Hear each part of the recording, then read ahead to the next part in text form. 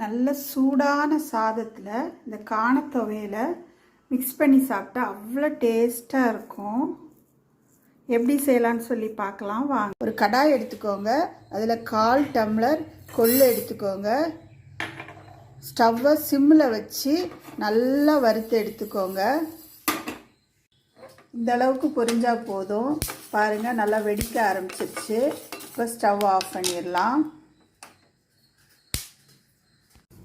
2 காஞ்ச மிளகாவை ஸ்டவ்வில் நல்லா சுட்டு எடுத்துக்கோங்க.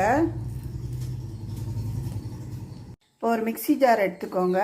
அதில் இந்த 2 காஞ்ச மிளகா, அப்புறமா இந்த கொள்ளு நம்ம வறுத்து வச்சுருக்கிறோம்ல அந்த கொள்ளு, 1/4 டம்ளர் கொள்ளு, அப்புறம் 2 பல் பூண்டு, கருவேப்பிலை, ஒரு நெல்லிக்காய் சைஸ் புளி. இதை நல்லா அரைச்சிட்டு வந்துடலாம். முதல்ல அதோட கொஞ்சம் உப்பு ஆட் பண்ணிக்கலாம். 1/2 ஸ்பூன் உப்பு போட்டிருக்கேன். இதை அரைச்சிட்டு வந்துடலாம். இப்போ கொள்ளை நல்லா அரைச்சிட்டு வந்துட்டோம். தண்ணி ஊற்றாமல் அரைக்கணும். இப்போ ஒரு 1/2 டம்ளர் தேங்காய் இதில் ஆட் பண்ணிக்கலாம். இப்போ நம்ம கொஞ்சம் கொஞ்சமாக தண்ணி ஊற்றி இதை நல்லா மையாக அரைச்சிட்டு வந்துடலாம். துவையலை இந்த அளவுக்கு நல்லா மையாக அரைச்சிட்டு வந்துட்டேன். காண துவையல் உடம்புக்கு ரொம்ப நல்லது. செஞ்சு பார்த்துட்டு எப்படி இருக்குன்னு சொல்லுங்கள்.